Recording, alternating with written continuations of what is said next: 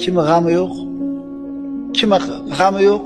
Boyda ham, kambag'alda ham g'ami bor. Kambag'al qarzni to'lamay g'amda bo'lsa, boy haqini undira olmay g'amda. To'g'rimi? Rasululloh aytdilar, men sizga shunday bir kalimalarni o'rgataymi? Agar ularda aytsangiz, Alloh g'amlaringizni ko'taradi, qarzlaringizni uzadi.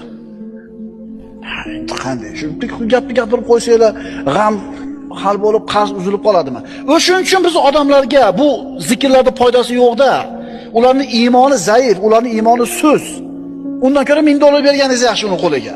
Narxini olishni xohlaydi. Mana shu yerda mo'minni mo'min emas odamdan farq ajraydi-da. O'rgating yo Rasululloh dedi. Rasululloh aytdilar, shunday deng. Allohumma inni a'udhu bika minal hammi wal hazan va a'udhu bika minal ajzi wal kasal va a'udhu bika minal jubni wal bukhl va a'udhu bika min g'alabati ad-dayni va qahri rijal. Haligi sahoba eshitdi, yodladi va aytib yurdi. Hech qancha vaqt o'tmadi, Alloh g'amlarimni ham ko'tardi, qarzlarimni ham uzdi deydi.